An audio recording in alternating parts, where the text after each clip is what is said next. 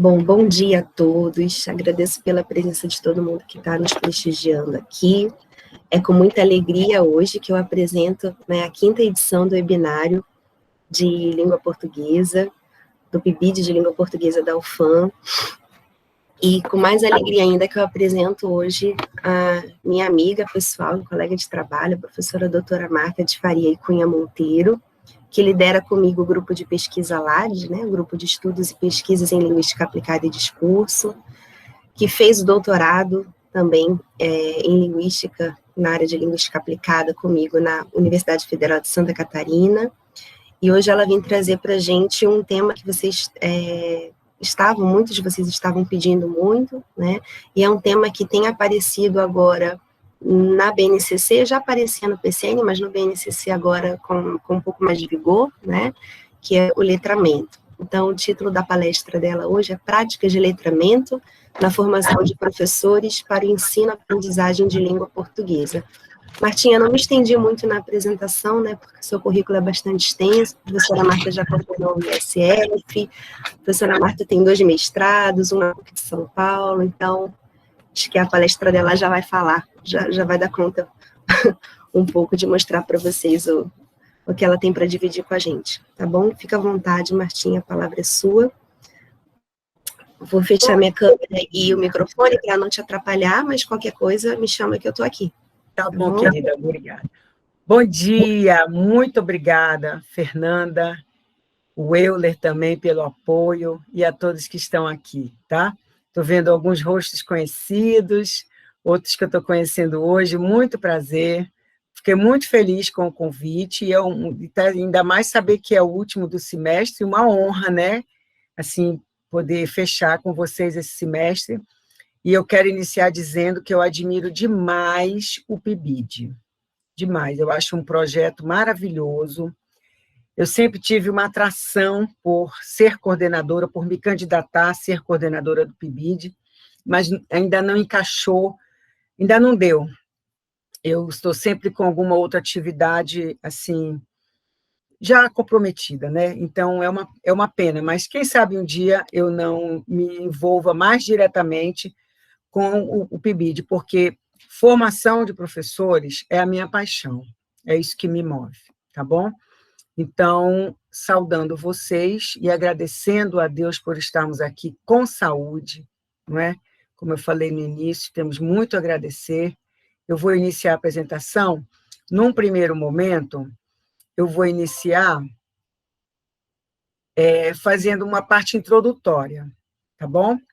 Então, essa introdução aqui, nessa introdução eu vou trazer de onde eu falo, Como lembrou a Fernanda, eu sou mestre em letras pela UFAM, depois eu fiz um mestrado em linguística aplicada na PUC, e fiz doutorado em linguística na Federal de Santa Catarina, estudei com a Fernandinha, tive o prazer, nossa, fomos colegas, e isso fortaleceu o nosso vínculo, nossa amizade. Então, além da academia, eu posso dizer que eu tenho uma grande amiga, então sou muito grata por isso, E, então, nesse período do doutorado, eu desenvolvi um trabalho sobre letramento crítico, tá? Que a gente vai ver depois na segunda parte da apresentação.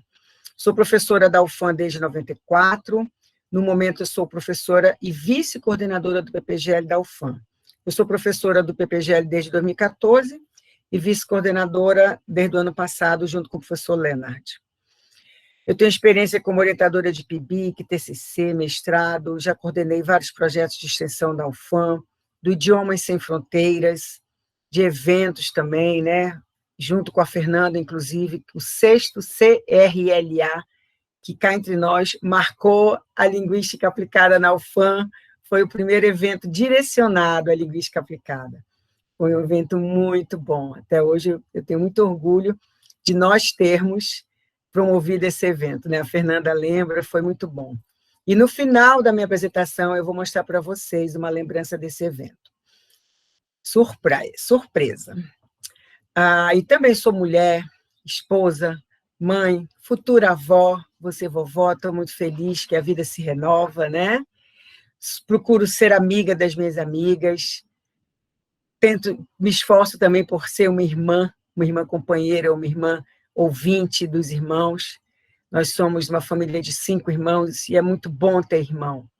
Sou colega de trabalho também, e etc., né? Porque nós somos multipapéis, multitarefas.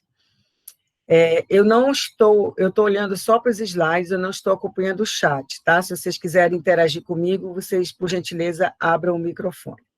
Bom, de onde eu falo e como eu falo? Eu falo como linguista aplicada, tá? Que eu entendo a pesquisa como uma prática transformadora. Então, eu pesquiso para proporcionar transformações. Se não no meu contexto mais imediato, num contexto que esteja ao meu redor, né? O meu contexto como professora, sala de aula, ok? Eu me vejo como uma professora transformadora, tá? E eu menciono isso num artigo que eu escrevi em 2012, chamado, no qual eu faço uma análise da minha autobiografia. Depois eu separei vários arquivos para mandar para vocês, tá? Eu vou mandar para o Euler um drive, então ele compartilha com vocês, e vocês podem baixar muitas coisas, tudo que tem lá, tá bom? E eu me vejo numa postura de eterna aprendente. Por que aprendente em vez de aprendiz? Porque a professora Celane, a papisa da linguística aplicada, uma das fundadoras da linguística aplicada no Brasil, usava esse termo. E ela dizia que esse termo dá uma ideia de continuidade, né, de gerúndio, de movimento, tá bom? Porque eu tenho muito a aprender sempre ainda. Por quê? Para que os meus alunos possam lidar mais seguramente com as demandas e incertezas do mundo contemporâneo. A gente vive num mundo VUCA, né? Eu dei até uma palestra outro dia para a Secretaria Municipal de Iranduba. Um mundo volátil, incerto, o U é de incerteza, é VUCA, volatilidade, U de uncertainty em inglês, é incerteza, o C de complexidade e o A de ambiguidade, né? Então, um mundo volátil, ambíguo, complexo, né? E incerto, ok?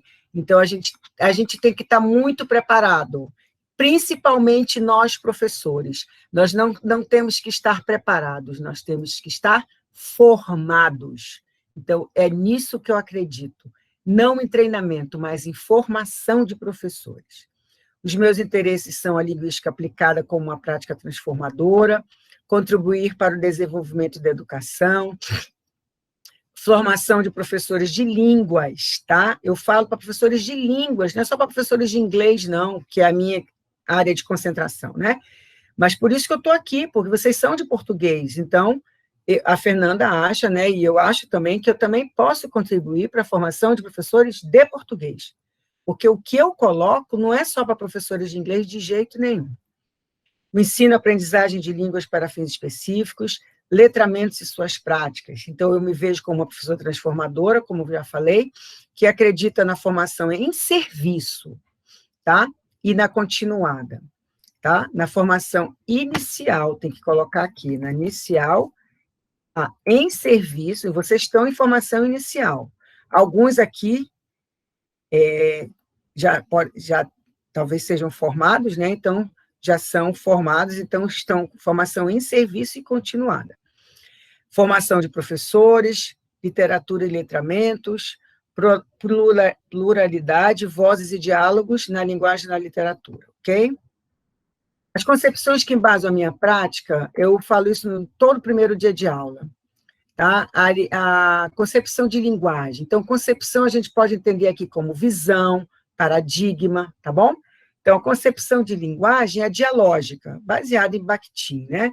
Então, eu aprendo com o outro, eu ouço o outro, eu tenho que auscultar o outro, né? Eu tenho que ouvir, eu tenho que dialogar, tá? E nessa vibe, né, como a gente diz na gíria, nessa direção, essa visão de linguagem dialógica, ela comunga, ela dialoga, né?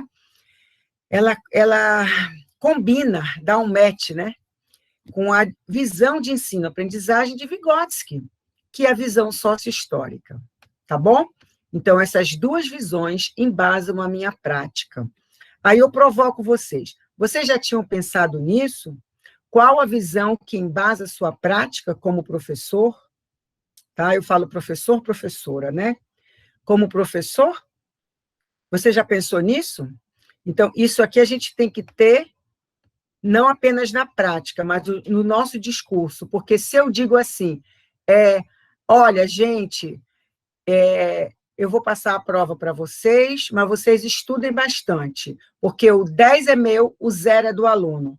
Eu não estou agindo, se eu falo isso, eu não estou agindo de uma maneira dialógica, eu não estou agindo de uma maneira sócio-histórica cultural, tá? Porque eu não estou respeitando o conhecimento do meu aluno, eu não estou levando em conta as suas emoções, porque nós somos feitos de emoções, de história, de cultura, eu não estou respeitando o meu aluno como ser humano, tá? Então, eu tenho que ser condizente, eu tenho que ser congruente com o que eu prego. Então, o meu discurso não pode ser diferente, tá bom?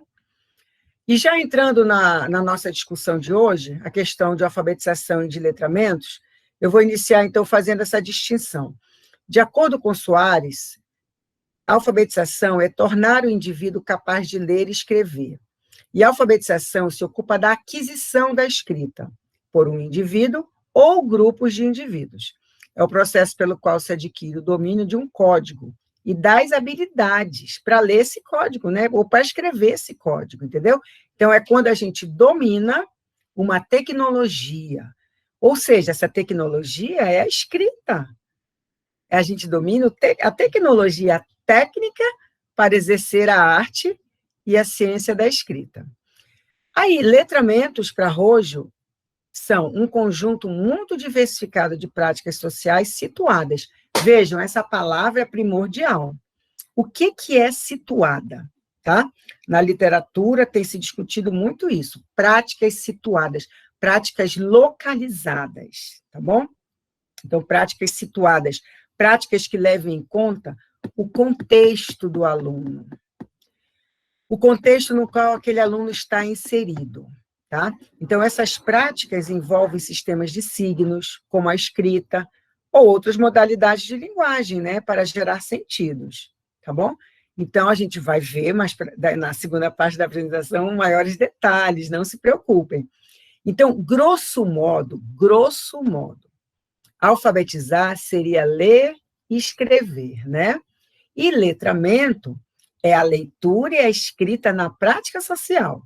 É o uso social da escrita, tá bom? Então, é essa uma das grandes diferenças, né? Mas a diferença principal, diria eu. Então, quando você pensa, o que eu vou fazer com o que eu li e com o que eu escrevi, tá bom? Quando você já deve ter ouvido falar naquele programa Mobral, né? Movimento Brasileiro de Alfabetização. Pergunte aos pais de vocês, aos avós de vocês. Alguém na nossa família participou do Mobral, ou a gente conhece alguém que tenha participado do Mobral. Foi um movimento, né? Um programa nacional que tentou dar conta da alfabetização da população, porque a população brasileira não sabia ler nem escrever.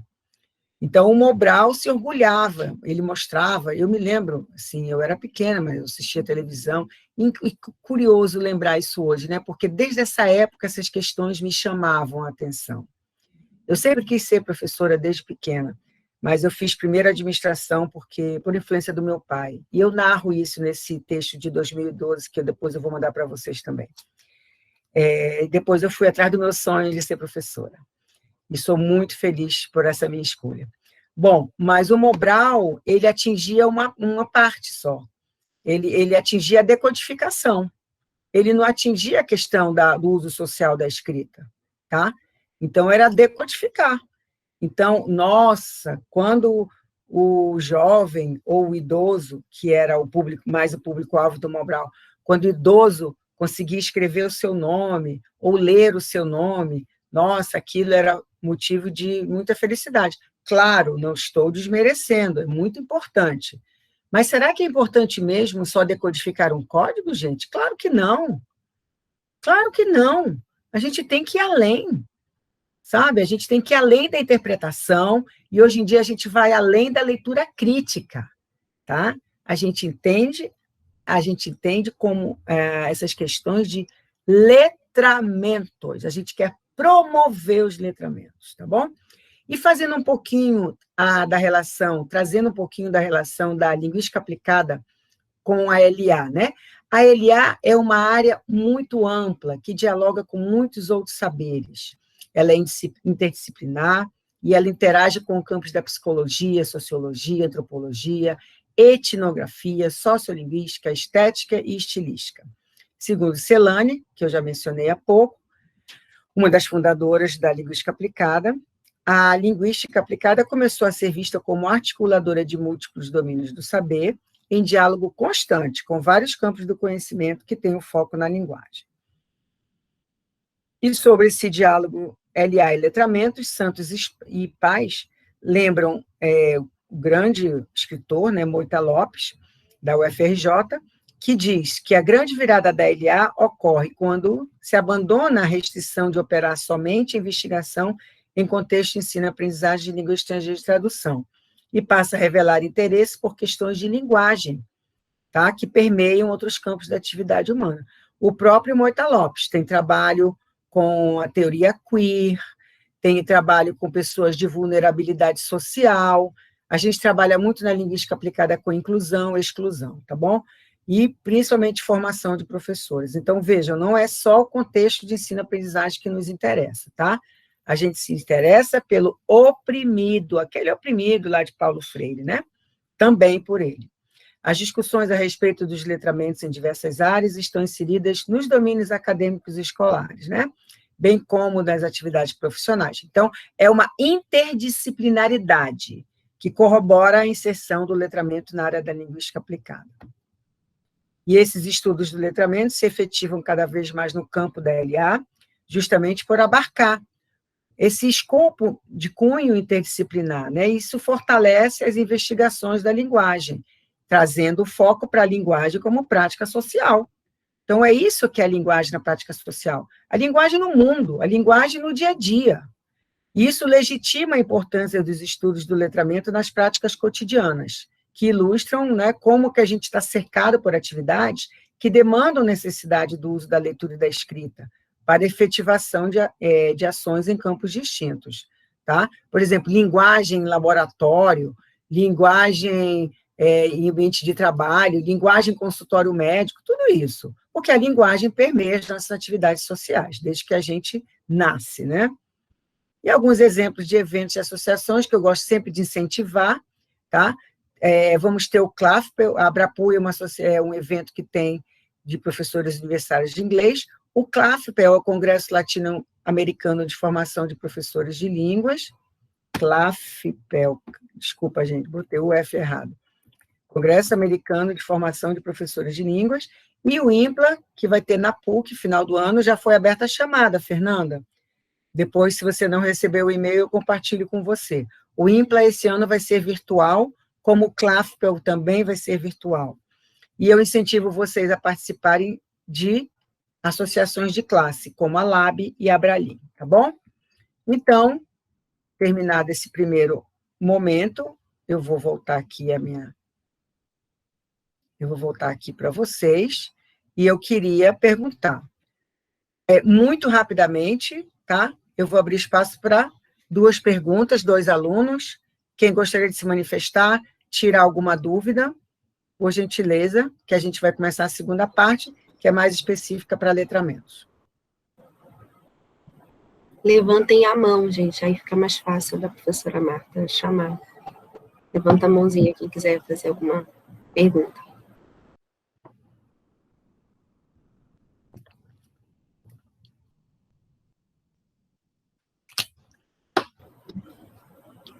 Ou no chat, que eu posso repassar para ela.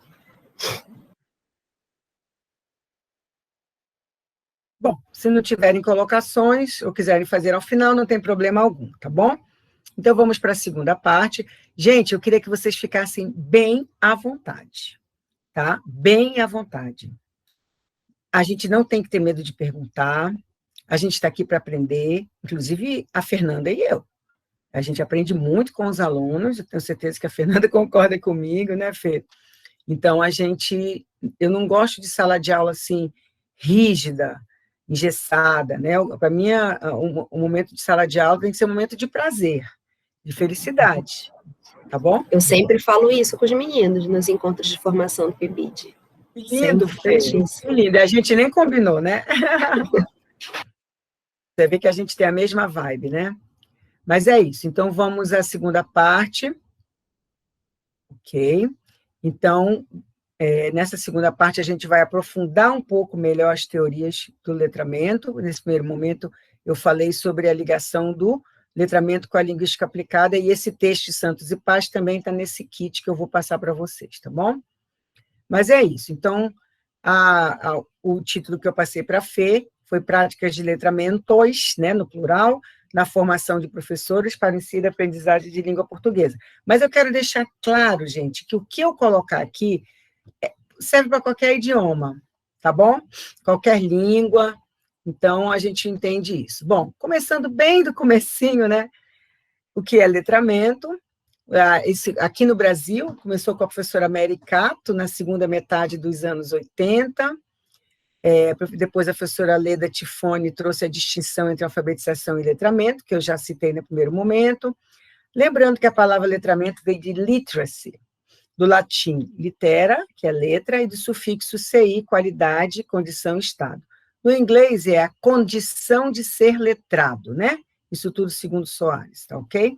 Então, a condição de ser letrado. Agora, vejam, a pessoa dizer, fulano é letrado, não é necessariamente querer dizer que a pessoa é dotada ou tem, né? É até complicado a gente escolher um verbo. Será que fulano tem letramento? Não sei, é um verbo assim que eu tinha vontade até de pesquisar melhor e de escrever até um artigo sobre isso. Como é que a gente se refere a letramento? Eu ensino letramento, como a professora Angela Kleiman tem um texto que fala, é possível ensinar letramentos? Né? Então, a minha opinião, depois de muitas leituras, é que a gente promove letramentos, tá bom? Então, a gente adquire letramentos e, como professores, nós promovemos letramentos, tá ok? Então, lembre dessas palavras que são interessantes da gente se apropriar dessas questões, né? Para a gente debater. Mas, a partir dos anos 80, começou a ter uma perspectiva social e etnográfica dos letramentos, tá bom? Um estudo seminal de Shirley Bryce Heath, tá? Nesse arquivo que eu vou mandar, tem uma versão em espanhol e uma em inglês, tá? É um texto, assim, pesado, é um texto denso, mas que é um texto seminal, que quem quer entender de letramentos tem que ler a Heath, né?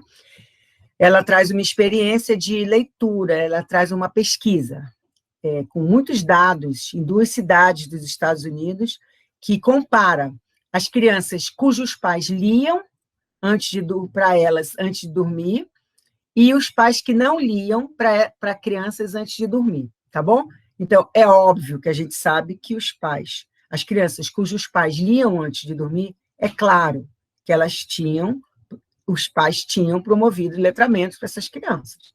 Então, se alguém aqui é pai ou tio, ou um dia que tiver uma criança perto, leia para essa criança, tá bom?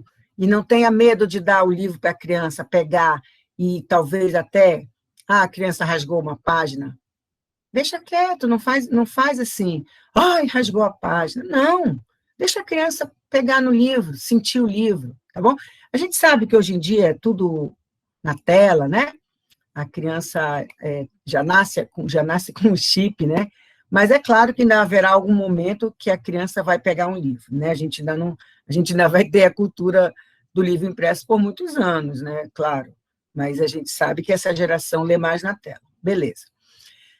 Depois teve um trabalho seminal também do Street, letramento na teoria e na prática, e nos anos 90, os novos estudos do letramento.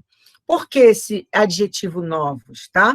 A gente vai ver um pouco mais para frente também, mas já adiantando, tem a ver com a questão da plataforma, né? da multimodalidade, da tecnologia, tá ok? E só um outro detalhe também importante, gente, porque letramento, na verdade, em inglês, a palavra letramento em inglês, alfabetização não tem distinção. Literacy, em inglês, se refere tanto à alfabetização quanto a letramento, tá?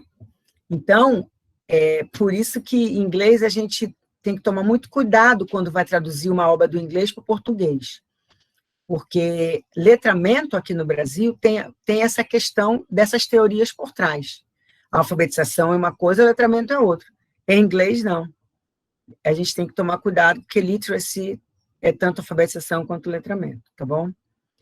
Bom, já partindo para o letramento crítico, algumas pessoas até criticam. Por que letramento crítico? Porque letramento já é crítico, né? Quando você promove letramento, você já está promovendo criticidade. Então, ainda vai colocar o adjetivo crítico? Mas vamos lá. Foi, de acordo com Luke Freebody, né? Letramento crítico são princípios educacionais. Então, veja, é uma epistemologia, né? É uma filosofia. São princípios educacionais para o desenvolvimento de práticas discursivas de construção de sentidos, tá bom? Práticas de letramento crítico incluem uma consciência de como, por quê e segundo os interesses de quem textos podem funcionar. Então, por que eu ensino, para quem eu ensino, como eu ensino, de onde eu ensino, né? Como eu ensino, os 6 homens honestos, né? Que a gente sempre se pergunta, o quê, para quem, como, onde, quando e o quê, tá ok? Então, a gente tem que ter isso em mente. Então, de onde eu falo, para quem eu falo, tá? E promover o letramento crítico é encorajar o desenvolvimento de posições e práticas de leituras alternativas, para questionar e criticar textos e suas formações sociais e assunções sociais afiliadas, tá? Mas para a gente fazer isso, a gente tem que ser crítico, a gente tem que ser agente. Então, como eu discuto na minha tese, o que é formar um professor de línguas agentes de letramento, tá? O meu orientador, Marcos Baltar, é muito, muito crítico, uma pessoa, a Fernanda o conheceu, é maravilhoso, uma pessoa muito reflexiva, ele é muito crítico, e ele provoca, eu até faço essa citação na minha tese, né, que eu pedi para vocês baixarem, ele provoca os professores de português, né, ele diz assim, mas nós não quero formar apenas professores de português, quero formar agentes de letramento, tá bom? Então, isso é uma discussão antiga, não é uma discussão nova, não. Então, a gente tem que questionar, mas para a gente questionar e ser crítico, a gente tem que ler muito, a gente tem que estudar muito, tá? E dentro dessa questão do letramento crítico, o Street e outros autores propõem 2 modelos, tá? O modelo autônomo e o ideológico. O modelo autônomo é o que é dominante na sociedade. Essa aqui é a direita, a professora Angela Kleiman, né, ou Kleiman, tanto faz. Ela é chilena e mora em São Paulo, não mora no Brasil há muitos anos. Ela esteve aqui em Manaus, uns 2, 3 anos atrás, no evento da UEA, e deu uma palestra para a gente. Então, é o modelo que domina, né, que predomina nos currículos, na pedagogia, e, segundo o Rojo, é um modelo que pressupõe uma maneira única e universal de desenvolvimento de letramento, quase sempre associada a resultados de caráter individual, ou seja, cognitivos, ou social, que envolvem progresso, mobilidade social, isso de acordo com o Rojo. Aqui à direita nós temos o Brian Street. E o modelo ideológico, por sua vez, segundo Kleiman, envolve as práticas de letramento no plural, tá bom? Que são social e culturalmente determinadas.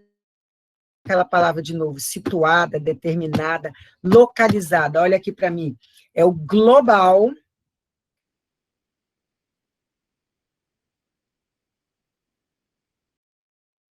Didático no campo das línguas estrangeiras. O que eu faço? Eu peço, um exemplo, no material de inglês, eu pego a Torre Eiffel, claro, é um ícone dos Estados Unidos, beleza. Desculpa, a Estátua da Liberdade, perdão, Torre Eiffel é na França, a Estátua da Liberdade. Mas eu pego também o Teatro Amazonas, o global e o local, tá bom? Alguns autores chamam de glocal. Então, eu tenho que valorizar as práticas culturalmente determinadas, tá? E Kleiman, com base em Street, afirma que todas as práticas de letramento são aspectos não apenas da cultura, mas também das estruturas de poder numa sociedade. Então, vejam, no letramento ideológico, a gente leva em consideração questões sociais, culturais, tá bom? O que esse significado assume para um grupo, tá bom? Às vezes uma palavra é um termo, né? Não vou citar aqui nenhum palavrão, mas pensem num palavrão aí, que pode ser uma palavra feia, né? Um palavrão aqui no Amazonas, mas que lá no Nordeste não é palavrão, ou que no Sul não é palavrão, ou o contrário também é verdadeiro. Por isso que a gente tem que tomar muito cuidado, né? Quando a gente está numa cultura, num ambiente diferente. Então, tem a ver com estruturas de poder e sociedade, tá bom? Então, sempre lembrando isso, de para quem eu falo, de onde eu falo, tá bom? O professor Limário Menezes de Souza lembra que o letramento crítico envolve a produção de significado sempre em termos de pertencimento histórico. Olha aqui, ó, o que eu falo para meus alunos, olha aqui. Quando eu estou aqui falando, eu revelo quem eu sou, tá? De onde eu venho, qual a minha história que está aqui correndo na minha veia, quem é a Marta, onde a Marta estudou, quem é a Marta da família, quem me criou, para onde eu viajei, aonde eu estudei. A minha cabeça abriu muito depois que eu fui para a PUC, depois que eu fui para a UFSC, tá bom? Então, eu sou fruto dos meus relacionamentos, dos meus estudos, dos produtores de significação. Então, o letramento crítico recusa uma normatividade universal e a crença em verdades universais e não históricas, tá bom? Então, a gente tem que desconstruir, tem que duvidar, mas para a gente poder duvidar e desconstruir, a gente tem que ler. E o que todas as perspectivas têm em comum é o fato de se ocuparem da relação entre língua e visões de mundo, poder, práticas sociais, cidadania, identidade, interculturalidade e ações globais e locais, segundo esses autores, tá bom? Então, vejam, o letramento crítico envolve questões de poder, de autoridade, tá bom? Letramentos, para Roxane Rojo, é um conjunto muito diversificado de práticas sociais, né, como a gente viu no primeiro tempo, situadas, que envolvem sistema de signos, como a escrita ou outras modalidades de língua para gerar sentidos, né? E as abordagens mais recentes dos letramentos têm insistido nesse caráter sociocultural e situado de práticas de letramento, ok? Expandindo mais um pouquinho, tá?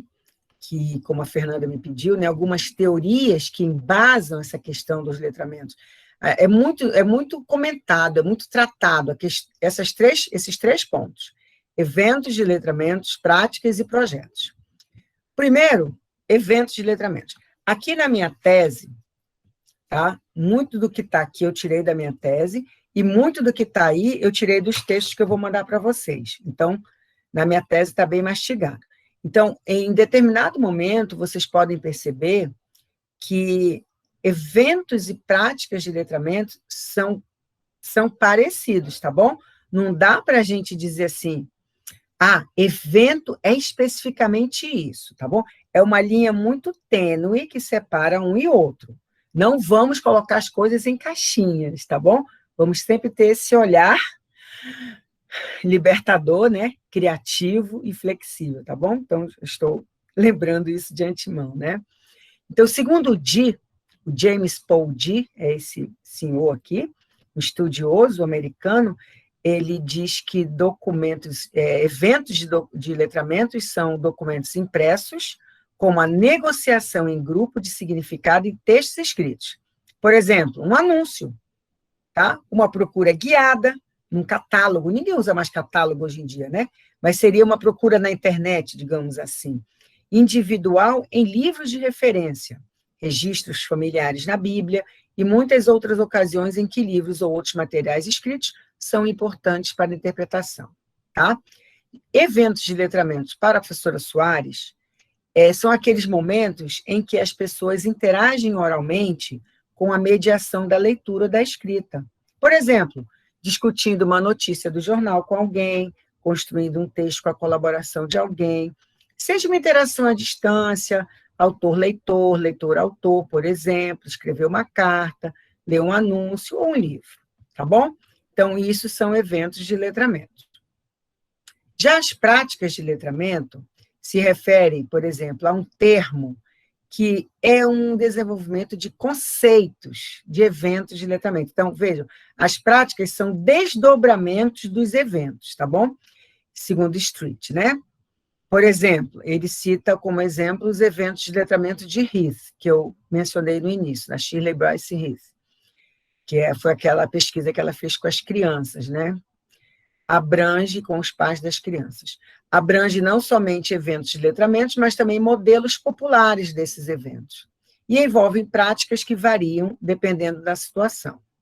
Para Soares, práticas de letramento podem ser comportamentos dos que nela estão envolvidos, bem como as características sociais e culturais desse comportamento. Tá bom? Então, quais são as práticas de letramento, por exemplo, da sua família? A sua família se reúne para ler a Bíblia? A sua família se reúne para ler cartas? A minha se reúne para ler a Bíblia, para ler cartas, cartas dos meus avós, principalmente do meu avô. O meu avô escrevia cartas lindíssimas para minha avó, isso há 70, 80 anos atrás. Nossa, muito mais. 80, 90 anos atrás. Então, a gente se reúne para esses eventos de letramentos, né, e práticas de letramentos. Então, essa distinção entre eventos e práticas é exclusivamente metodológica, já que são duas faces de uma mesma realidade, tá bom? Como eu falei há pouco, é uma linha muito tênue, não dá para botar numa caixinha. Até aqui tudo bem? Tá? Então, vamos em frente. Vou tomar uma aguinha, vamos beber água. Bom, quanto aos projetos... Pois não. A diferença entre eventos e práticas é que os eventos de letramento eles devem ocorrer dentro da escola e as práticas é na vida cotidiana do aluno. Acho que não necessariamente. Não necessariamente. Tá? A gente pode pensar em ambos, tanto para a vida social do dia a dia, quanto para a escola, tá bom? Na minha opinião. Okay. E é muito boa a sua pergunta, Chael, porque é sempre bom a gente lembrar, e principalmente porque está gravando, né, que tudo que eu coloco aqui é fruto de interpretações minhas, sabe? De leituras minhas. Então, pode ser que nem todos os autores, nem todas as pessoas que um dia me ouçam, que me vejam falando, vão concordar comigo, tá? Mas são frutos das minhas interpretações, das minhas produções de significado, dos meus letramentos, tá bom? Então, eu interpreto de acordo com o meu mundo, tá bom? Mas eu não preciso e não quero ser unanimidade. Vocês podem discordar ou criticar ou argumentar, tá bom? Quanto aos projetos de letramento, pois não? Muito obrigado, estava agradecendo. Obrigada a você. Quanto aos projetos de letramento, vejam que às vezes eu coloco letramento, às vezes letramentos, tá? Mas é porque essa autora aqui não fala letramentos. Angela Kleiman usa mais letramento. Então, eu respeitei como ela colocou. Kleiman, 2001, diz que os projetos são voltados ao ensino da escrita, levando-se em conta situações que têm significado no dia a dia dos participantes. Um projeto é um conjunto de atividades que se origina de um interesse real, né? No caso de um projeto de letramento, ele se origina na escola, na vida do aluno, e cuja realização envolve o uso da escrita. Essa escrita, gente, não é apenas o ato de escrever, não, tá? É a compreensão escrita, é a leitura de textos. Gente, textos aqui entendidos, por favor, de uma forma multimodal, né? Isso aqui Kleiman escreveu em 2001, mas Kleiman é referência, por isso que a gente sempre cita Kleiman, né? A gente pode reconfigurar esse dizer de Kleiman. Que textos podem ser esses? Blogs, redes sociais, podcasts, banners, memes, tá bom? Todos os gêneros e o que não for gênero, daí que eu citei, tá? Todos esses suportes, tá bom? Então, produção de textos que são lidos é um trabalho coletivo de alunos e professores. Um exemplo muito claro de um projeto, PIBID. PIBID é um projeto. que une pessoas com interesse real. Um projeto tem que ter um coordenador, claro. Um coordenador planeja, organiza, comanda, coordena, avalia, tá bom? Sistematiza, dá orientações, não é? Não gosto de dizer dar ordens nem instruções, porque aqui a gente não está num quartel, né? Então, não são instruções, são orientações, tá bom? Então, com todo respeito ao quartel, né? Não é questão nenhuma, eu só estou colocando que a gente tem que ter cuidado com as palavras, tá? Porque essas palavras, elas nos marcam. Como eu falei, se eu sou uma professora vigotskiana, sócio-histórica cultural, eu não posso usar algumas palavras, ou melhor, não posso não, eu não devo, eu não deveria. Então, eu tomo muito cuidado, eu me monitoro na minha linguagem. Eu não uso palavras como dominar. O aluno precisa dominar a língua. Gente, eu não domino nem minha vida. Tá? Não domino nada. Eu vou dominar a minha língua? A língua portuguesa, eu falo em português desde que eu nasci. E eu ainda cometo erros. Eu falo inglês desde 10 anos, eu ainda cometo erros. Eu não sei falar inglês, sabe, perfeito, e nem quero. Porque eu sou Marta, eu falo inglês do meu jeito. Tá bom? Tem a ver com a minha identidade. E os letramentos... a teoria dos letramentos anda casadinha com a teoria da identidade. Não é não é à toa, desculpa, que aqui na minha tese eu trato de identidade também, porque num determinado momento da minha pesquisa eu tive esse insight. Eu disse, espera aí, eu preciso pesquisar também a identidade dos meus alunos do Parfor, porque tem a ver com a questão de letramento. Quer dizer, a pessoa produz significado porque ela manifesta a sua subjetividade, tá bom? Então, esse insight eu tive com o livro da professora Serrani. Anotem aí, né? Vocês estão anotando tudo, essas referências especiais que eu estou dando, né? Embora o arquivo seja importante, tudo que está no arquivo seja importante, tem um ou outro que eu recomendo mais a leitura. Então, depois que eu li esse livro da Serrani, eu tive esse insight, tá bom? De que identidade e letramentos andam bem coladinhas, né? Mas, continuando, então, um projeto, todo mundo sabe o que é um projeto, né? Quanto a projetos de letramento, a professora Tinoco diz que é um conceito que vem sendo utilizado no Brasil desde os anos 90, tá? Mas isso não garante que esteja solidificado, não, tá? Acerca das particularidades teórico-metodológicas. É uma coisa que ainda está sendo apreendida. Alguns projetos executados em sala de aula são originários do tema do cotidiano, claro, tá? Isso é muito bom, isso confere legitimidade. Esses projetos partem de instâncias pessoais, do dia a dia, de alunos e professores, e têm como origem a prática social, como, por exemplo, como proceder para anunciar em diferentes suportes textuais, uma prestação de serviço, né? Um exemplo que a professora Tinoco dá. O ponto de chegada do projeto de letramento é a publicação do anúncio, nesse caso aqui, né? Bem como as possibilidades de trabalho e renda que esse gênero escrito pode viabilizar ao anunciante. Então, vejam, olha a prática social incluída. Então, o que fazer com o que eu leio? O que fazer com o que eu escrevo? Como isso vai ter repercussão na minha prática social? Tá bom? Linguagem como prática social, pesquisa como prática social, projetos de letramento para promover práticas sociais, tá? Vejam como está tudo dialogando. Para Santos, o desenvolvimento de projetos de letramento pode contribuir para melhorias no ensino da leitura e escrita, superando-se a fragmentação do ensino, né? Porque, por favor, né, gente, chega de ficar levando apenas, né, não que gramática não seja importante, é importante, claro, a gente sabe que o Enem pede isso, né? O mundo social pede, né, o bem falar, a norma culta, a gente sabe disso, mas a gente tem que superar essa fragmentação do ensino, com o objetivo de ressignificar o letramento escolar. E se a escola considerasse os projetos de letramento como elementos facilitadores nessas situações de ensino, de aprendizagem de leitura e escrita, a escola teria mais chances de sucesso no desenvolvimento dessas práticas, tá bom? Alguns exemplos, aqui é um em que eu vi uma vez, uma aluna me deu uma foto desse projeto, desenvolvido no bairro Colônia Terra Nova. É um projeto do Instituto Ler para Crescer, que desenvolve todos os domingos atividades para crianças de comunidades carentes. Mas onde se realizam eventos, práticas e projetos? Essa aqui é a minha mãe. A minha mãe é a responsável, a primeira responsável por promover letramentos na nossa família, porque ela sempre foi um exemplo.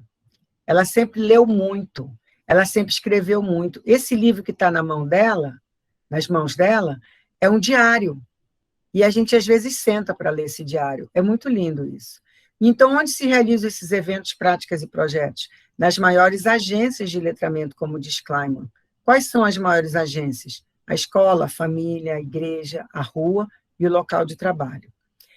A promoção da leitura e da escrita é um hábito que vem de berço. Eu, particularmente, não gosto muito da palavra hábito, porque, na minha opinião, ela é vinculada, ela produz um significado não tão aprazível, sabe? Então, eu acho que a leitura tem que ser por fruição, por gosto, né? Mesmo a leitura técnica, quando a gente tem que ler, anteontem, quarta, eu estava lendo um texto para o seminário de ontem, do mestrado. Era um texto agradável.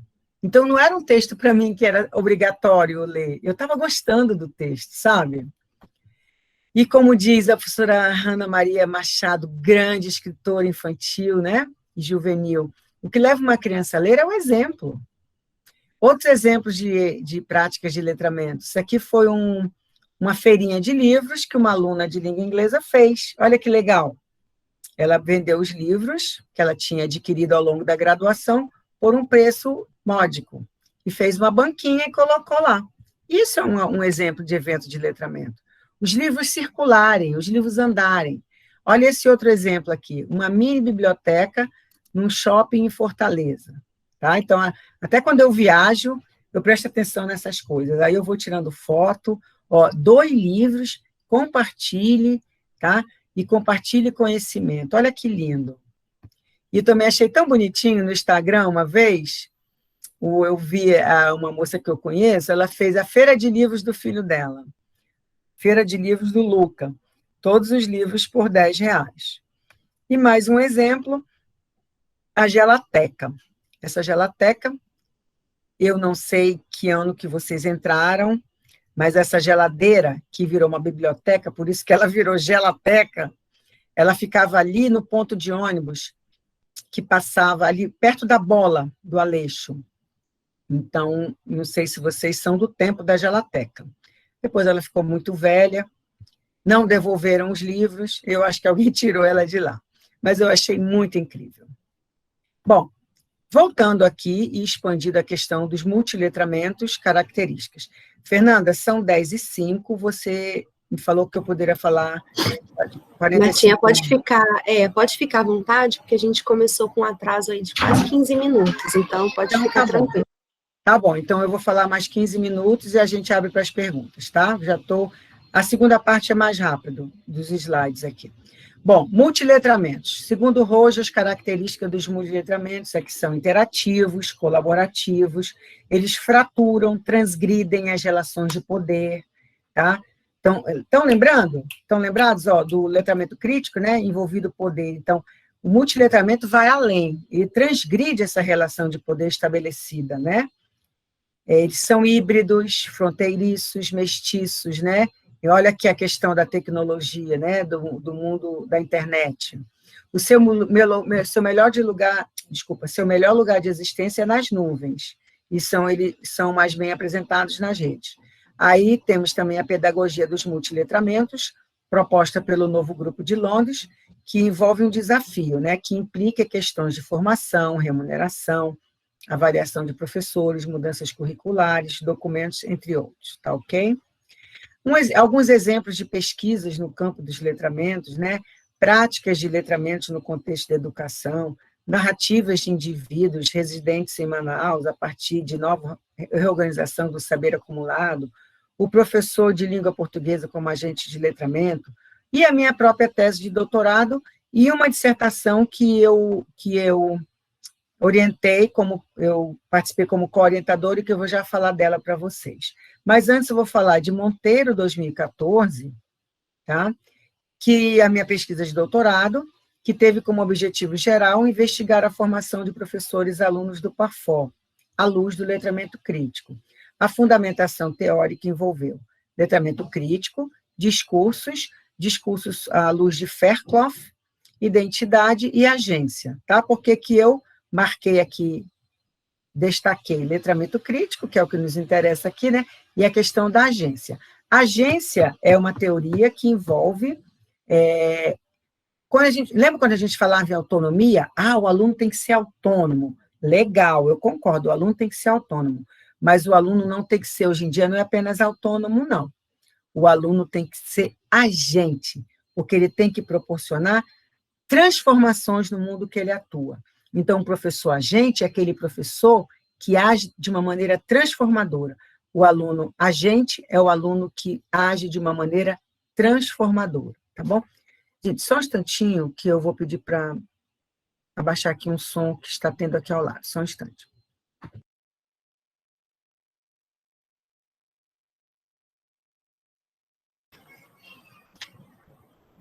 Oi, pessoal, vou aproveitar um pouco a ausência da professora Marta para informar que o Eduardo disponibilizou no chat o link para vocês acessarem e poderem preencher a frequência de vocês, tá bom? Porque os certificados serão enviados a partir desse registro de frequência, tá?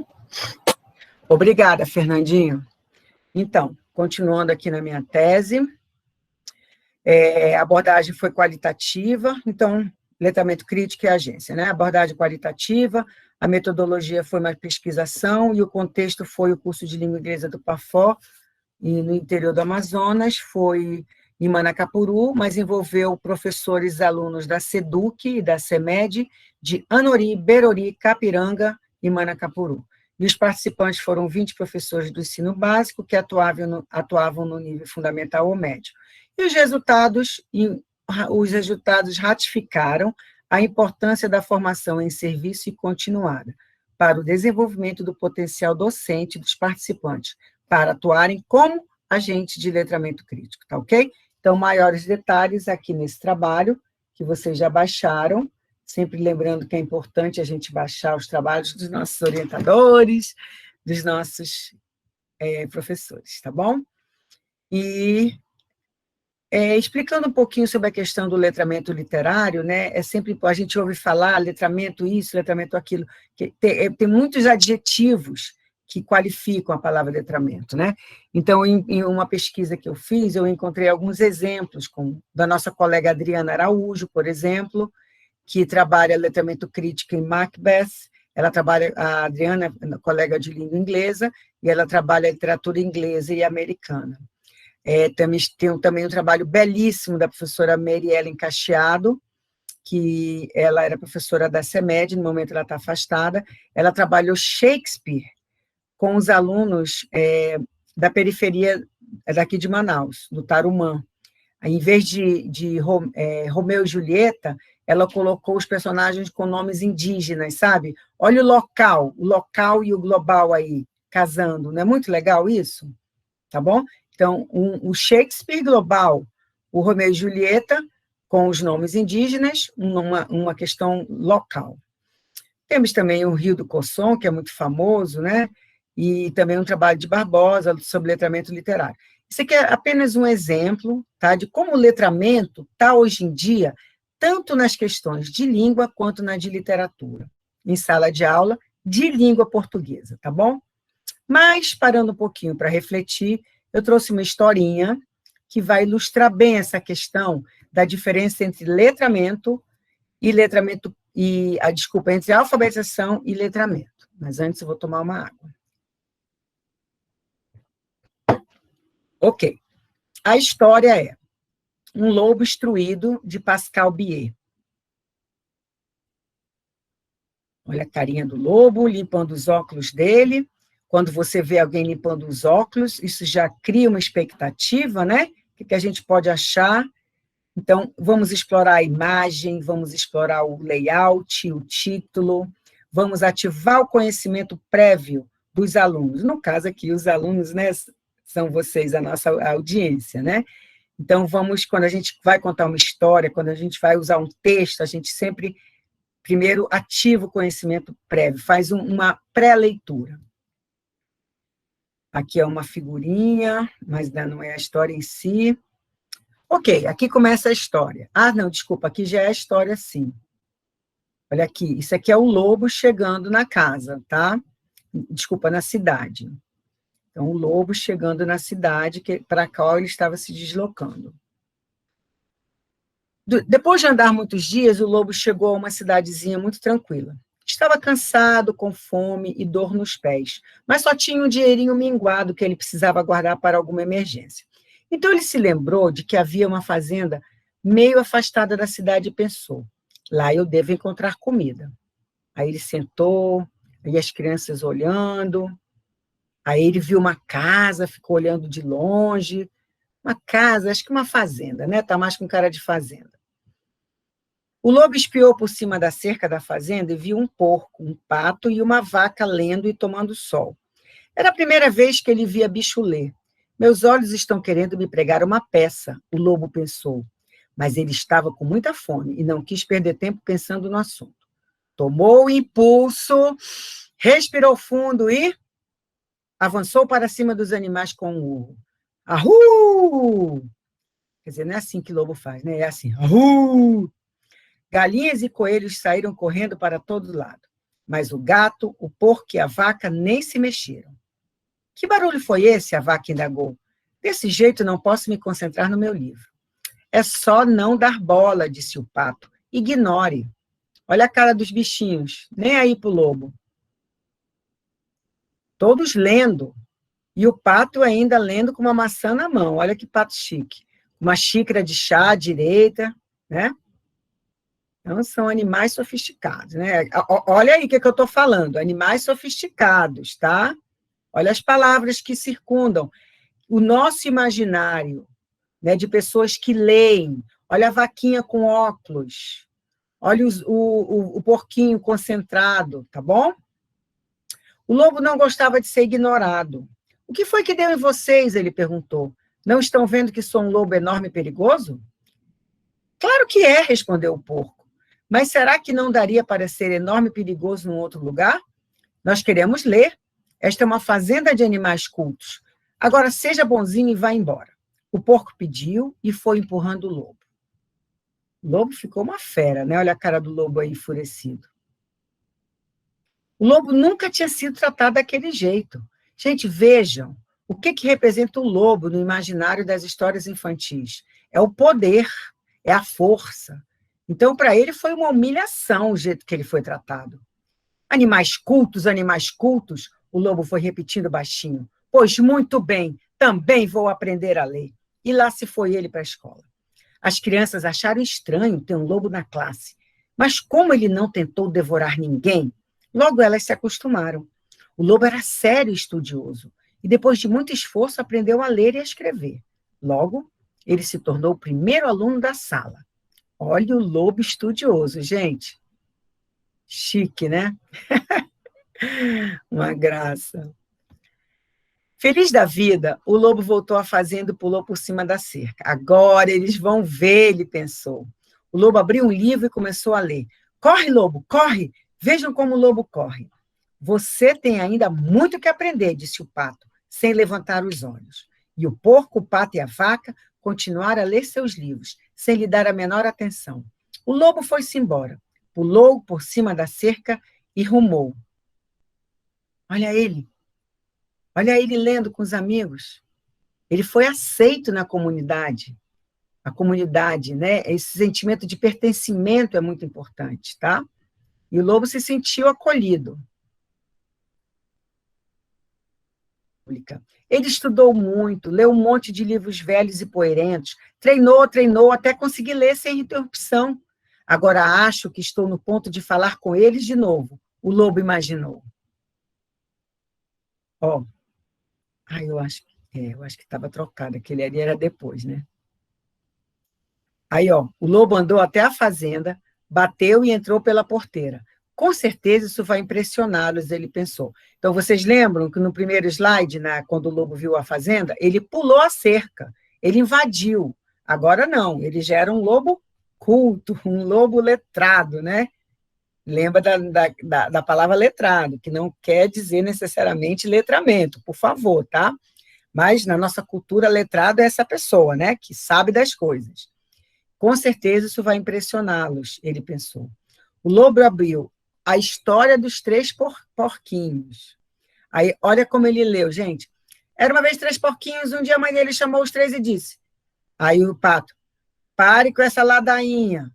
Aí o porco observou, você melhorou, mas ainda precisa aperfeiçoar o estilo. O lobo foi-se embora com o rabo entre as pernas. Olha os animais cultos lendo. O lobo não ia desistir. Contou o dinheirinho que tinha guardado, foi até uma livraria e comprou um livro de histórias maravilhoso. Era o primeiro livro só dele.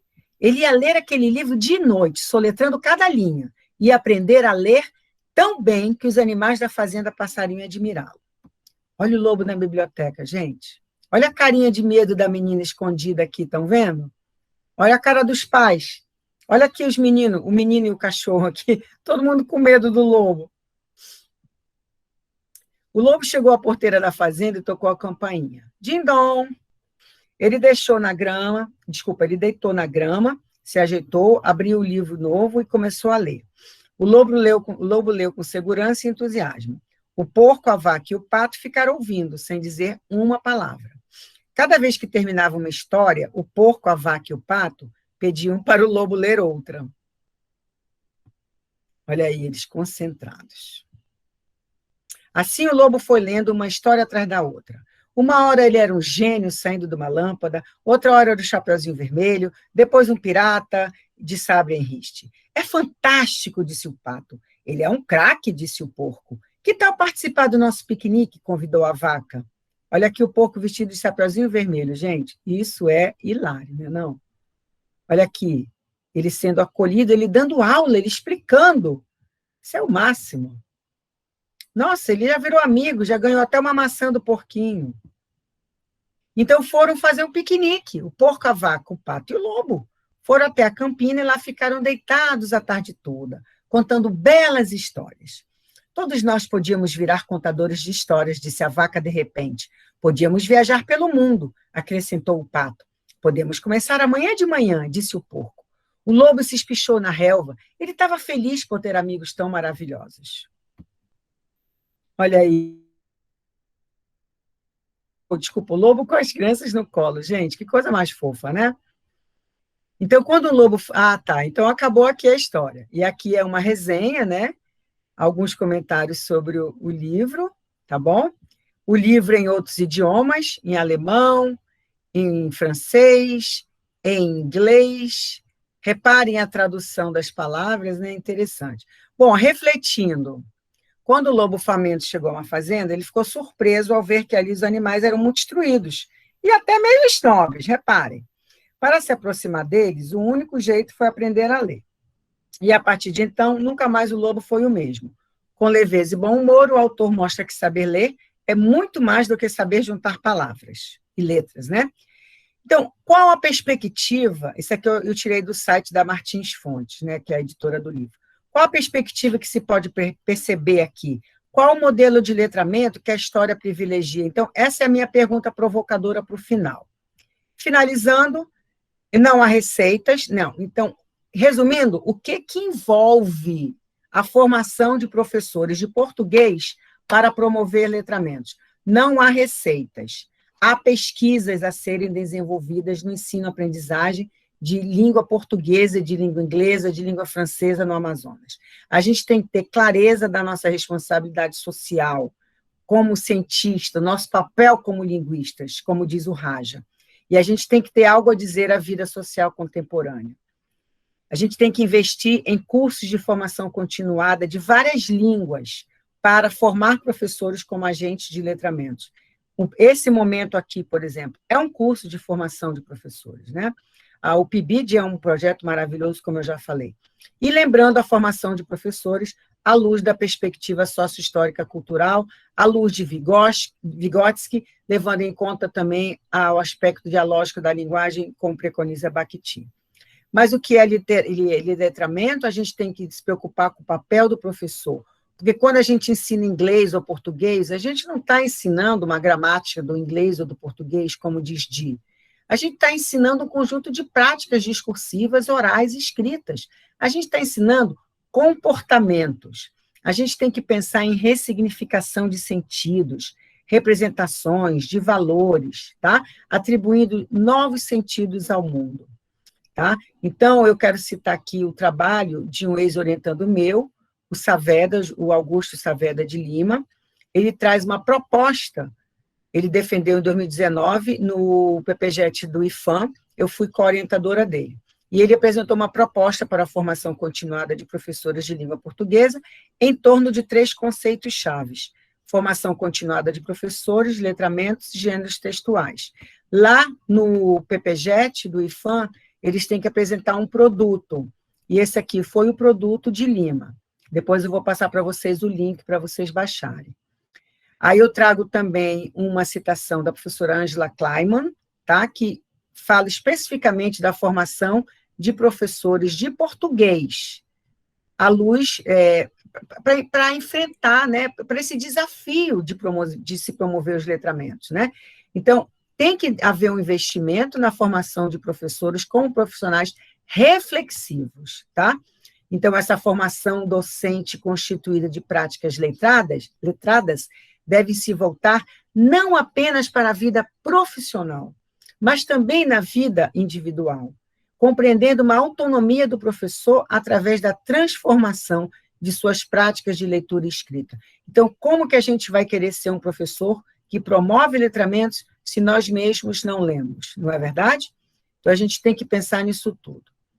E assim eu trago uma food for thought, né, para reflexão, que nessa figurinha o personagem diz: pode ler seu livro à vontade, seu livro de gramática à vontade, mas na vida prática você vai precisar de algo melhor, de algo mais melhor, né? Olha que interessante, né? Que a gente sabe que na norma culta não se admite, né? De algo mais melhor que isso, tá bom? Porque a vida prática envolve questões que não estão no livro. E encerrando, alguns exemplos, porque eu ministro, às vezes, eu ministro uma disciplina no mestrado em letras, que é letramentos. E eu peço como trabalho final para eles fazerem projetos de letramentos. Então, numa das disciplinas que eu ministrei, um dos exemplos de projetos foram Ventos de Letramentos para os Surdos, Diálogos Sem Barreiras, Pais Ouvintes e Filhos Surdos, Letramentos em Língua Espanhola na Educação de Jovens e Adultos. E esse aqui que eu achei um espetáculo, todos são maravilhosos, mas esse aqui, olha, Pela Influência de Malala, Quem Sou, Onde Estou e o que Serei, que as autoras do projeto, a Carolina e a Luana, propunham autobiografias para se trabalhar letramentos. Rodas de leitura, incentiva a mediação de leitura, narrativas que revelam a memória do IFAM e memes e literatura, um diálogo possível, ok? Aqui a gente tem as referências, e muito obrigada, minha amiga Fernanda, e eu vou encerrar em ritmo de boi, porque nós estamos no mês de junho, estamos com saudade de Parintins, e esse vídeo aqui foi feito no encerramento do Congresso Regional de Linguística Aplicada em 2016. Vejam a Fernanda aqui e eu aqui, e essa aqui à esquerda é a Paula Tsundi, que à época era presidente da LAB. Nós fizemos um grand finale e terminamos dançando o boi. Então, solta a música, DJ, quem quiser colocar o seu cocá, quem quiser se levantar para dançar o boi, eu convido. Vamos lá.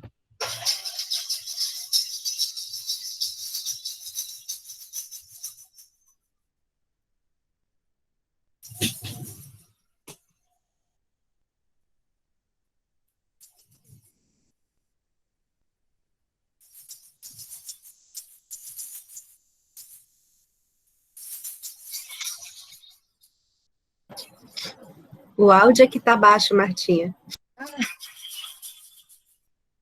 Poxa, vou ter que colocar de novo. Só mais uma vezinha, porque é rápido. Mas vocês gostaram? Que tal aí as cunhaporanga? Você já me denunciou, eu ia perguntar, eu ia colocar aqui no chat que quem descobrisse quem é ia ganhar ia ganhar um ponto nesse vídeo. Vamos lá.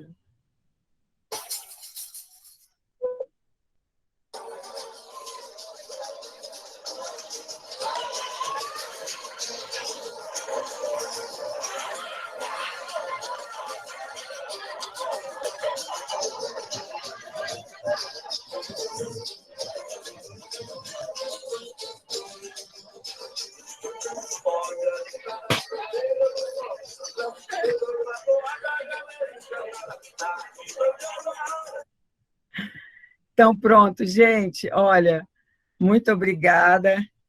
E, ó, em ritmo de boi, a gente se despede, entendeu? Aqui estava doida para dançar um boi. Pena que não tem mais Parintins, ano passado não teve, esse ano não teve. Então, olha aqui, ó, Martinha colocou seu cocá aqui, tá bom? Para agradecer. Fernanda, obrigada. Desculpa aí a questão do tempo, mas é porque eu sempre me empolgo quando eu falo de letramento. Então, aqui, acho que a gente ainda tem um tempinho, né? Eu estou à vontade, se vocês quiserem. Imagina, Marta, a gente só ganha com você. Eu anotei várias coisas aqui, aprendi muito, e acho que o pessoal aí que não te conhecia está tendo a oportunidade de ver, né? Gente, a Marta é uma companheira de trabalho muito especial, porque ela traz sempre esse astral, tudo dela termina em festa, né? Se a gente estivesse no presencial, ia ter um lanchinho depois. Então, assim, traz essa leveza também para a gente pensar, né, as questões que são importantes, são pertinentes para a nossa área, mas de uma maneira gostosa, sempre muito agradável, seja defesa, seja qualificação, coordenação de eventos, é sempre um prazer imenso estar com ela. Tá, amiga? Eu agradeço demais você, assim, por ter aceito, sei que você está numa fase extremamente sobrecarregada, tem acompanhado de perto, acho que eu mais do que ninguém posso... Você também. Estamos isso, todos, tá? né? Então, tá puxado para todo mundo. Eu estou ainda mais grata por isso, por você ter aceito esse convite, assim, já meio em cima da hora, tá bom? Gente, agora a gente abre, então, para quem quiser fazer alguma pergunta, né, tirar alguma dúvida, pontuar alguma questão. Pessoal do PIBID, aproveitem porque vocês vão precisar do domínio do letramento, né, para as nossas formações futuras. A gente, infelizmente, ainda não tem muita oportunidade de ter acesso ainda na configuração atual do nosso PPC que está em transformação, mas a gente sabe que é um processo meio árduo por conta de todas as burocracias que envolve, então, deliciem-se com esse, viu, a Jéssica está falando, foi uma delícia esse webinário, que bom. Então, deliciem-se com essa oportunidade e aproveitem agora, né, porque não é porque ela está aqui comigo, mas a Marta é a pessoa mais indicada para tirar qualquer dúvida de vocês em relação ao tema de letramento. Então, aproveitem, inclusive, para pensar esse conceito para as ações que vocês estão tendo agora, né, no PIBID, para as formações, aproveitem agora. Quem quiser fazer pergunta, levante a mãozinha, quem tiver tímido pode colocar no chat, tá bom? O Euler levantou a mão, pode falar, Euler. Professora Marta, professora Fernanda, bom dia, muito obrigado desde já pelo webinário, tá? Foi maravilhoso. E eu tenho uma pergunta, por que é tão difícil mesmo, e era muito difícil mesmo antes da pandemia, qual é a maior dificuldade que o profissional tem de buscar o letramento? Buscar o letramento, como, Euler? Você poderia ser mais específico? Assim, de se apropriar dos letramentos, né, de praticar os letramentos, qual a maior dificuldade que o profissional tem para que isso se realize? Ótima pergunta, agora eu entendi. Vamos então, repartir em duas partes a tua pergunta, a resposta que eu vou dar. A primeira é investir em formação de professores, não é? Como que eu vou colocar em prática o que eu não sei, né? Eu não sabia trabalhar com letramentos em sala de aula, Euler. Eu não sabia. Eu fui ler, eu fui estudar, fiz curso, né?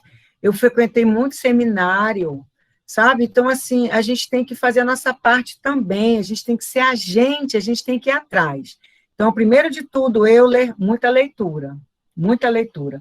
Eu sugeriria iniciar pela minha tese, porque aqui eu trago mastigado, né? Porque uma fundamentação teórica de um trabalho científico, a gente pega fulano, pega ciclano, né?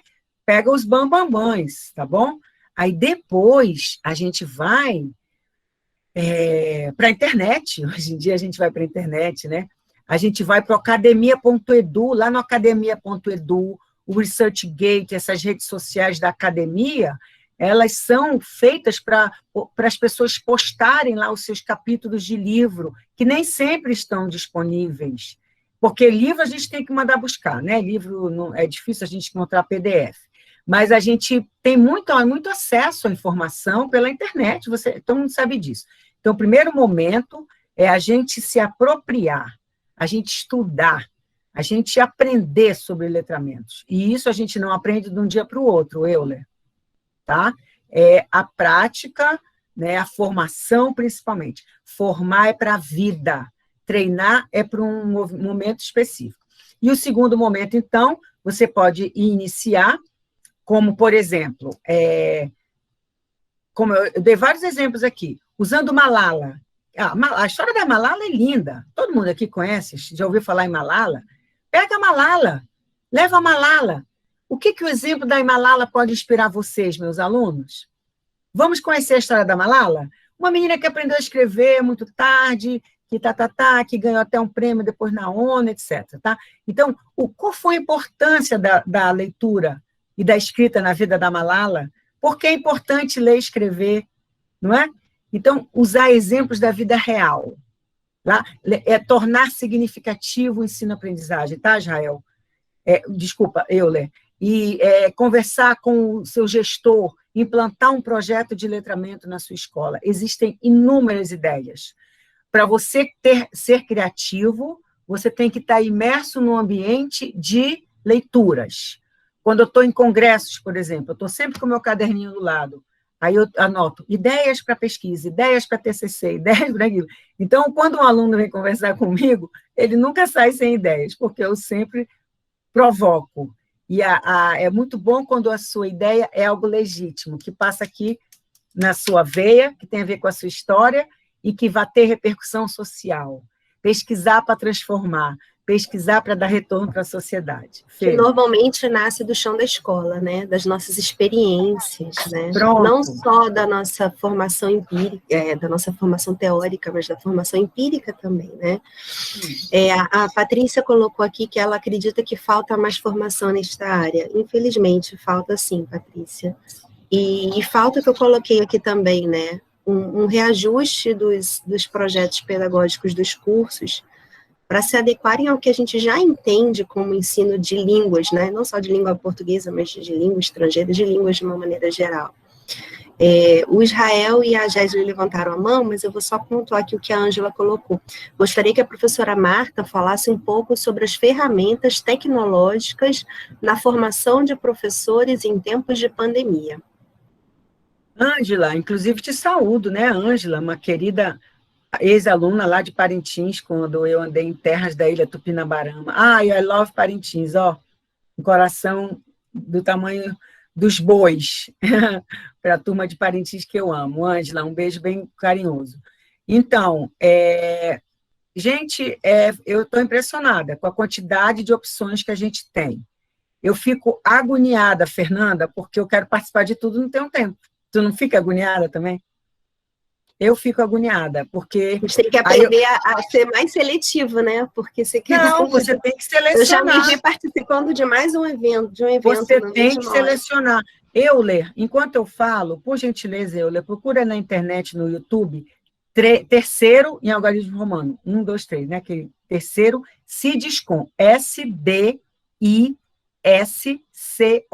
Terceiro SIDSCON, coloca aqui no chat, tá?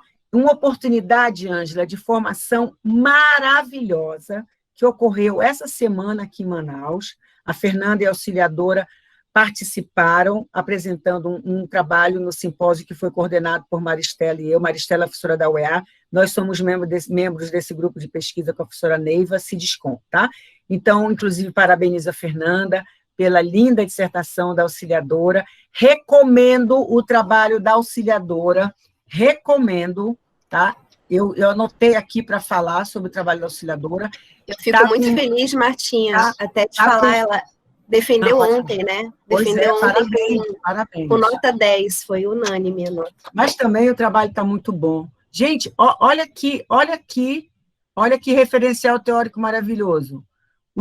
A concepção internacional da linguagem, tá? Os gêneros discursivos na BNCC, tá bom? E a questão da sequência didática.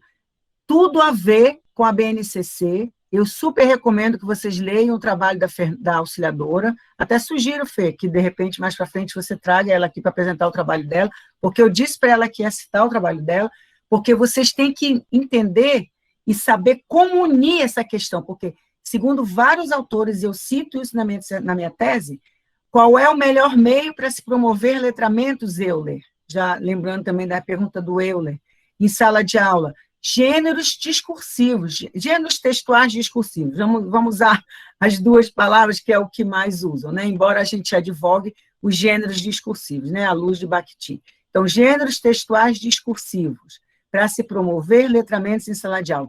O mundo é regulado por gêneros. Os gêneros regulam o mundo. Gêneros são acordos sociais, gêneros são plásticos, são flexíveis, né, são maleáveis. Então, a gente usa o gênero e adequa para aquele nosso mundo, tá ok? Então, a gente se manifesta no mundo por meio dos gêneros. Então, Ângela, a gente, uma oportunidade maravilhosa de formação de professores foi esse evento do terceiro Cidiscom. Deem uma olhada no YouTube, acessem, assistam às palestras, façam resenhas, façam interação entre vocês, trabalhos em grupos, conversem com os colegas. O que você gostou daquela palestra? Olha, a palestra inicial da professora Vera Lúcia Lopes Cristóvão, muito boa. Todas, não vou citar uma específica, mas todas, entendeu? Sobre a última da Ângela Dionísio também. Está certo que existem várias vertentes, né? E a vertente da Dionísio e da Vera Lúcia é mais os gêneros à luz do interacionismo sociodiscursivo, tá? Mas tem coisas, claro, que dialogam com as questões de Bakhtin, e o principal de tudo, gente, é a formação de professores, tá? Que, no fundo, tudo converge para a necessidade de formação. Então, Ângela e turma, as possibilidades de formação são imensas, tá? A gente tem que filtrar, como disse a Fernanda, a gente tem que selecionar, tá? Essas ferramentas tecnológicas, podcasts, lives em Instagram, lives em YouTube, nossa, são imensas. Então, a gente realmente fica perdido, tá bom? Mas cabe a vocês filtrarem. Jéssica pode perguntar, depois Israel, tá bom? Primeiro, bom dia a todos e a todas. Realmente foi uma delícia. Eu gostei muito porque a senhora trouxe, professora Maria de Faria, um livro para a gente ver, né? Ou seja, mostrou na prática o que é um letramento, trazer o livro para dentro da sala de aula. Isso é maravilhoso.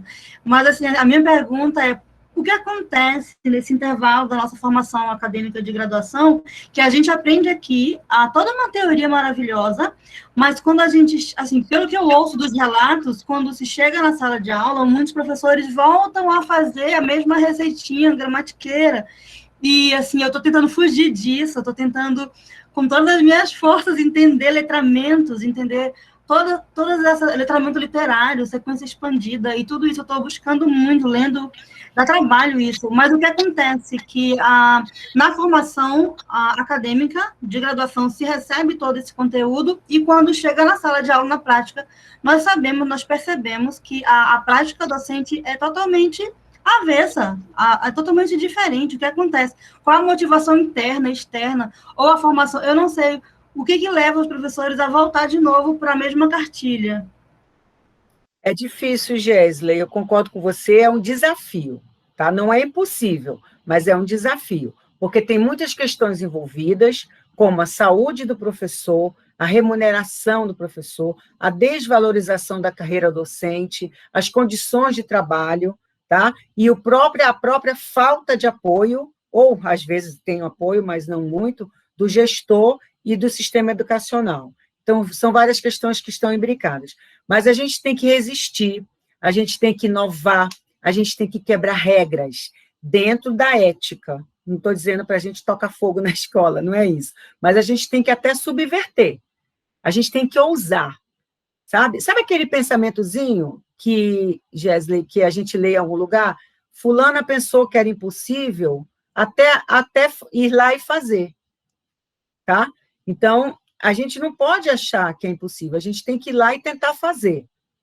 A gente tem que, pelo menos, tentar.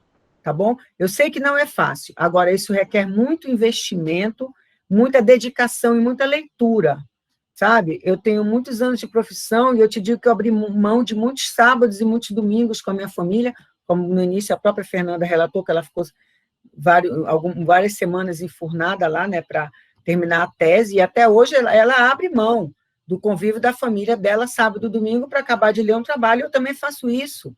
Então, nós somos muito sobrecarregados, sim, Geila, eu concordo com você. Mas a gente, e como eu digo na minha tese baseada em Valquíria Montemor, sabe, a gente tem que inovar, quebrar regras. A gente tem que ressuscitar Paulo Freire, sabe? Vamos lutar por essa educação emancipadora. E já que você tocou... Você quer falar? Pode falar. Ai, desculpa, meu áudio tá ligado. Não! Já que você tocou no assunto do lobo, eu vou voltar àquela questão provocadora. Tá? A história do lobo é muito bonitinha, mas eu quero que vocês a vejam com olhos críticos, tá bom? Vejam que o lobo tinha uma visão, vejam a leitura, a visão de letramento que é trazida ali. Sabe, aquela falsa concepção, em inglês a gente fala misconception, né? Aquela falsa concepção de a pessoa que é letrada, é culta. Vejam o nosso povo amazonense, né? E eu tenho muito carinho, muito respeito pelo povo do interior do Amazonas, já andei em muitas cidades do interior do Amazonas, e o nosso interior tem pessoas sábias, que não sabem ler e escrever, mas tem pessoas que sabem promover letramentos, que já adquiriram letramento, porque tem a sabedoria. Então, vejam, a condição de ser letrado não te garante que você vá ser uma pessoa que, sabe, que promova, que saiba promover letramentos, que tenha adquirido letramentos. Isso é discutível.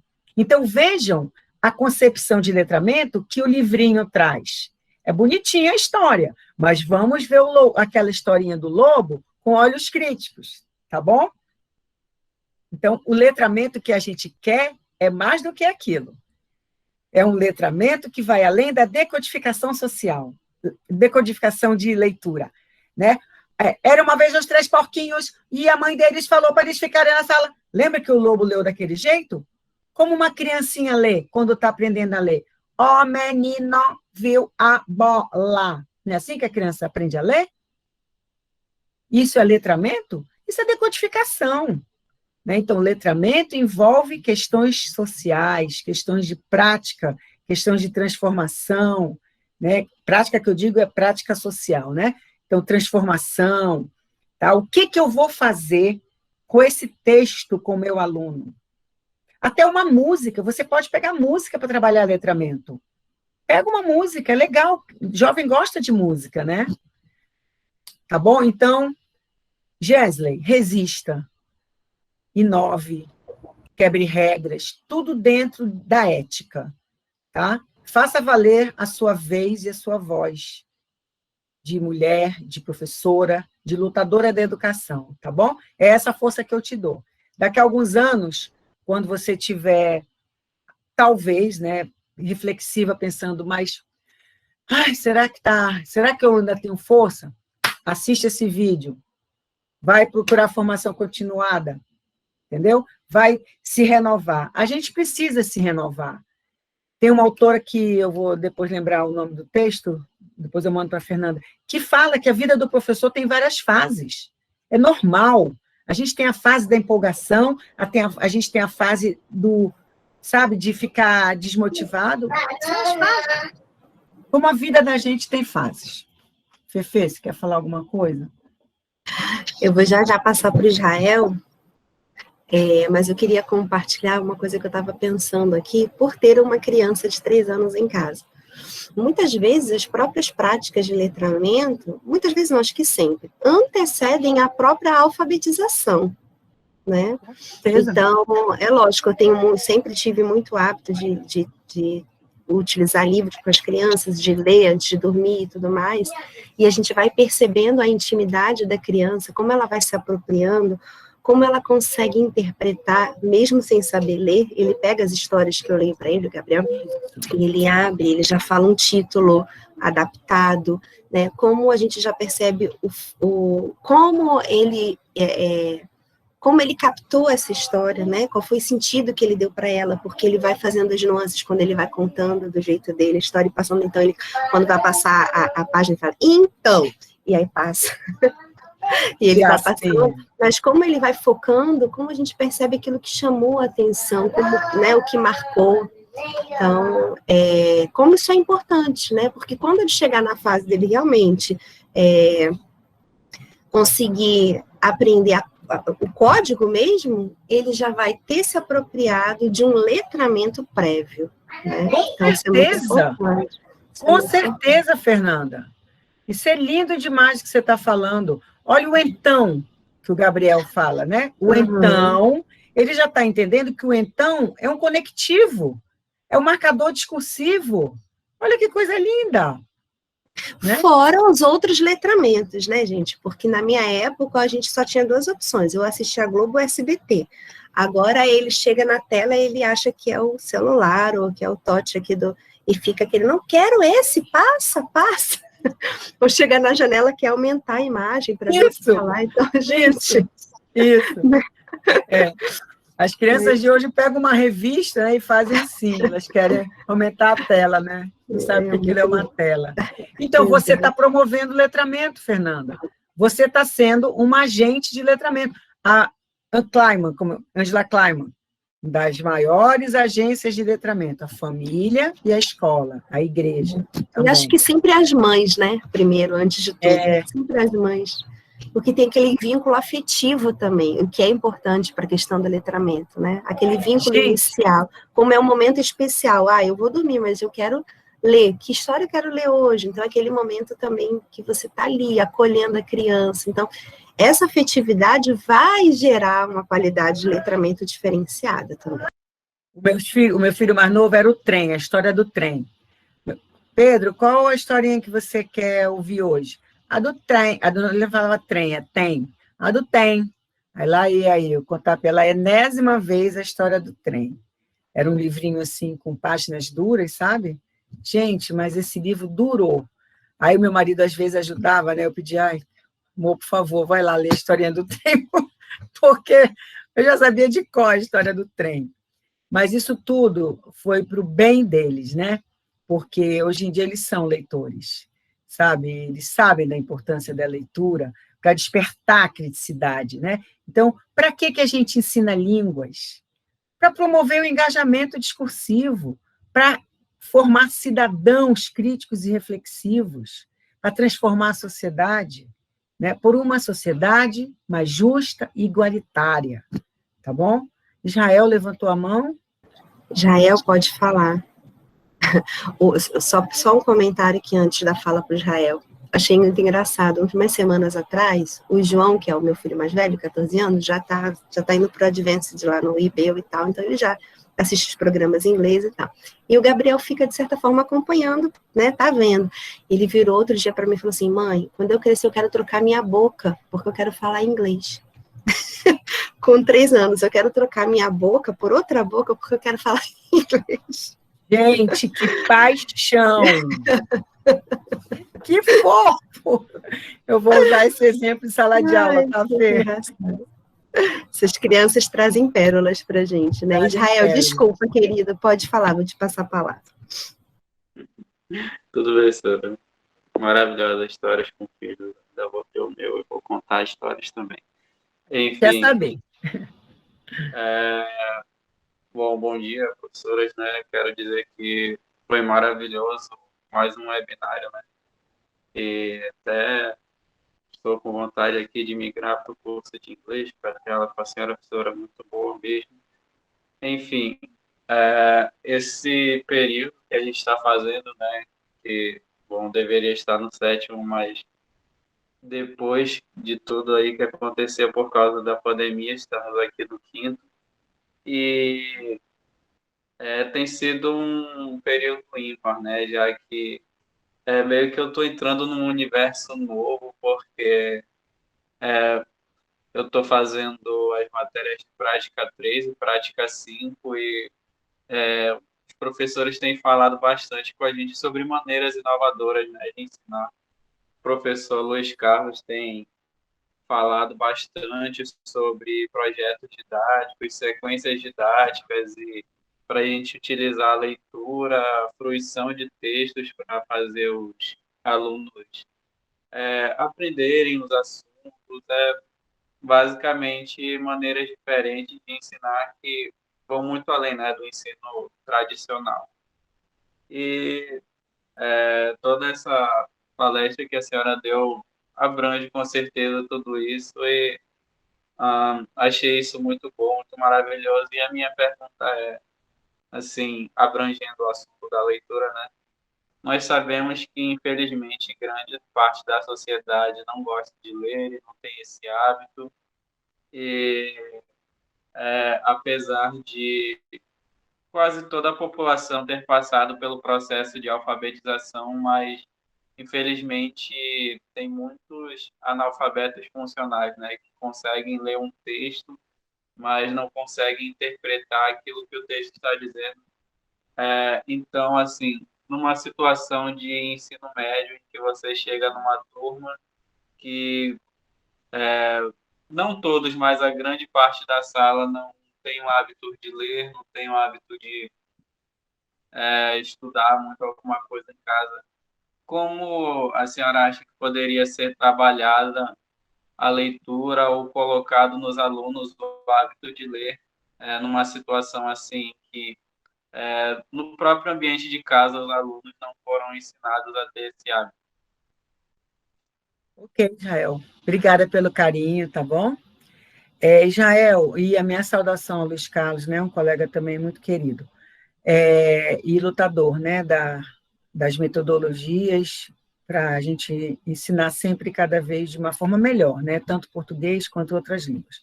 Mas, então, respondendo objetivamente a tua questão, eu vejo, primeiro de tudo, que o professor tem que ser um exemplo, tem que ser um leitor quanto mais. Como que ele vai seduzir no bom sentido, por favor, como ele vai seduzir, como ele vai motivar, como ele vai incentivar o aluno, se ele próprio não lê. Gente, um exemplo claro que eu dou, tá? Dom Casmurro, né? Dom Casmurro é um livro maravilhoso, que eu estou morrendo de vontade de reler, sabe? Porque é um livro que a gente tem que ler quando a gente tem 15 anos, 30, 45 e por aí vai. Né? É um livro que você interpreta de maneiras diferentes de acordo com a tua vivência de vida. Hoje eu estou casada há quase 40 anos, entendeu? Então, eu tenho um outro olhar, então, eu não sei. Antes eu achava que Capitu tinha traído o Bentinho, mas será que traiu mesmo?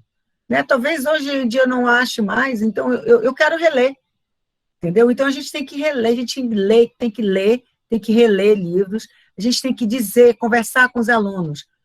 Vamos ler livro tal? Gente, a internet é uma possibilidade inúmera. Então, assim, outra iniciativa também, sem fazer propagandas, tá? de agências, de nada, mas tem um banco que distribui livros infantis. Então, procura na internet lá um banco que distribui livros infantis, não vou fazer o nome aqui, citar para não fazer propaganda, mas existe, sabe? Então, tudo bem, a gente sabe que bancos são instituições que faturam milhões, então, mas que bom que eles estão investindo nesse aspecto cultural, sabe? Então, eu acho que a gente tem que se mexer, Israel, sabe? A gente não pode se acomodar, não pode, a gente tem que TBC. Eu vou mostrar essa técnica, uma técnica de vendas, que eu sou formada em administração, né? Já fiz muito curso de administração. Então, tinha um professor, um consultor que dizia a técnica TBC, tirar a bunda da cadeira. Tá? No caso, no momento, a gente está muito BC, né? Devido à questão pandêmica. A gente nem se levanta, né? Inclusive, é bom se levantar, às vezes, né? Mexer um pouquinho a perna, porque a gente precisa de circulação, né, Fernanda? A gente tem que levantar de vez em quando. No momento, a gente está muito BC. Mas é TBC no sentido de se mexer, As coisas não caem na cabeça. Ninguém me pegou pelo braço e diz, vai fazer mestrado. Não, eu fui fazer mestrado porque eu quis, porque eu precisava, porque eu tinha que fazer por uma Sair questão... da zona de conforto, né? Sair da zona de conforto. Entendeu, Jael? Então, a gente tem que dar o exemplo. E segundo, é ir atrás. Vai fazer pedido, sabe? Pede para a Secretaria Municipal, pede para a Secretaria Estadual, pede para a livraria uma doação. Tem muita gente que quer participar e fazer trabalho voluntário. Eu pergunto aqui, quem faz trabalho voluntário? Não precisam responder. Mas eu pergunto, para incomodar vocês mesmos. O que vocês têm feito de trabalho voluntário?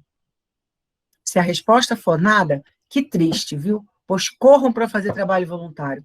Procurem a sua igreja, procurem a sua escola, procurem ou a Fernanda, ou a minha, ou sei lá, algum professor. Professor, como é que eu posso fazer trabalho voluntário? A gente vai dar dicas para vocês, a gente vai orientar vocês, a gente vai dar ideias, porque isso é um diferencial no currículo, sabe? Como é que aquela comissão Fulbright, né, do governo americano, eles estão com uma seleção aberta, inclusive para ensinar português. Mas uma das coisas que conta no currículo, americano dá muito valor para essas coisas. Aliás, americano já dava valor há 40 anos atrás para isso. Hoje em dia, aqui no Brasil, hoje em dia, que eu digo, né, dos 20 anos para cá, já estão dando valor para diferenciar no currículo. Os currículos hoje, Israel, estão muito parecidos. Todo mundo fala inglês, português e domina a tecnologia. Domina, né? A palavra forte, mas vamos lá. Mas tem né, facilidade, habilidades, competências tecnológicas, tá bom? Beleza. Então, o que vai distinguir o teu currículo de alguém? O que você fez diferente no mundo? Qual o legado que você está deixando para o mundo? Tá bom? Então, eu quero incomodar mesmo. Eu quero te tirar e tirar quem está me ouvindo. Martinha, só dar um gancho aqui. Para quem está na graduação, a gente sabe que a graduação se sustenta num tripé, ensino, pesquisa e extensão. O propósito da extensão é mais ou menos encaminhar vocês nesse segmento, né? Lógico que vocês fazem porque vocês precisam das horas e tal, mas o ideal é isso, é trazer essa contrapartida do que você aprende na faculdade, né, para a sociedade, e principalmente para aquela sociedade mais necessitada, para os grupos de maior vulnerabilidade e tal. Então, só que a gente não precisa ficar restrito, né, aos projetos de extensão. Não precisa. Então, muitas vezes, eu queria fazer projeto de extensão, não tem várias gente, mas as ideias que surgem, que se transformam em projetos de extensão, podem ser projetos de ação social, projetos voluntários, né? Claro! Procura via igreja, vai numa creche, vai ler historinha para as crianças, entendeu? Aí depois, alguém vê o teu exemplo. Puxa, que legal! Que bacana! Eu posso contribuir com um lanche para as suas crianças? Aí alguém doa um lanche. Olha que legal. Aí o outro vê, puxa, que legal. Eu posso doar livros para a sua iniciativa? Entendeu? Então, é iniciativa, é agência, é movimento, é ousar, é criar, é ser flexível, é se adaptar. São duas das maiores qualidades que o mundo de hoje requer de um profissional. Criatividade e flexibilidade. Porque nesse mundo que a gente está vivendo, instável, volátil, complexo, ambíguo, sabe, de mudanças rápidas, que o bater de asa de uma borboleta lá no Japão, ou na China, né? Vocês sabem o que a gente está vivendo por causa de um vírus. O bater de asas na China está refletindo no mundo todo. Então, Israel, eu quero dar uma notícia para vocês. Eu já estou quase me aposentando, entendeu? Já tenho tempo para me aposentar. Não quero me aposentar agora, porque eu gosto muito do que eu faço, né? Quero ficar um tempo. Mas não cabe mais a mim, quer dizer, aliás, cabe a mim, claro, mas não cabe mais tanto a mim a transformação do mundo. Eu quero um mundo melhor para os meus netos. Eu quero uma Manaus melhor, um Amazonas melhor, e um Brasil e um mundo melhor. Agora, cabe muito mais a vocês, Israel. Por isso que eu venho aqui, aproveito esse espaço, sabe? Porque vocês vão ser professores dos meus netos. E eu me preocupo com isso. Eu me preocupo com essa repercussão social da educação, da cidadania. Cidadania, antigamente, era juntar lixo do chão. Ah, fulano é cidadão. Vocês são muito novos, a Fernanda é muito nova, não vai lembrar do Sugismundo. Na década de 70, tinha Sugismundo. O governo tinha uma propaganda que o Sugismundo era um bonequinho que juntava lixo do chão e, ele era cidadão. Gente, hoje em dia, cidadania não é isso.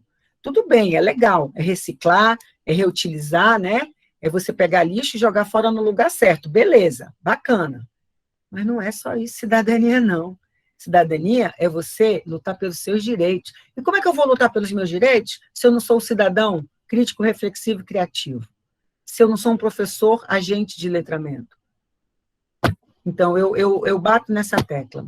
Vamos formar cidadãos, vamos transformar a sociedade, vamos lutar por uma educação mais igualitária, que a gente diminua as desigualdades sociais. O Brasil é um país muito injusto, e pela educação a gente pode, sim, transformar a sociedade e diminuir as desigualdades.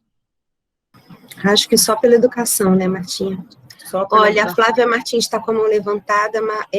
Flavinha, você vai fechar, tá bom? Porque já são 11h03, senão a gente vai ultrapassar demais aqui o time. Mas a palavra é sua agora. Oi, professoras, bom dia. Eu só gostaria de falar algo, não é muito relativo a isso, mas foi algo que a professora Marta falou no começo, de dizer que quando a gente tem alguém próximo, principalmente da família, a leitura é despertada, né? Eu sou um grande exemplo de que isso, para mim, é algo particular, não foi exatamente assim. Eu lembro muito que minha avó lia para mim e me ensinou assim, mas logo quando eu era pequena. Só que eu não tinha muito interesse, né? Eu mal sabia ler. E aí, eu não tive muito esse exemplo, mas, de alguma forma, a leitura, para mim, foi despertada por mim mesma, sabe? Eu lembro que eu comecei a ler coisas escritas por outras colegas minhas, tipo, fanfics e tal, sabe? Coisa de menina. E aí, quando eu me dei conta, eu estava lendo Luísa de Azevedo e depois Machado de Assis, e assim foi indo. E eu tenho tanta consciência disso que quando eu percebi que nem todo mundo tem essa...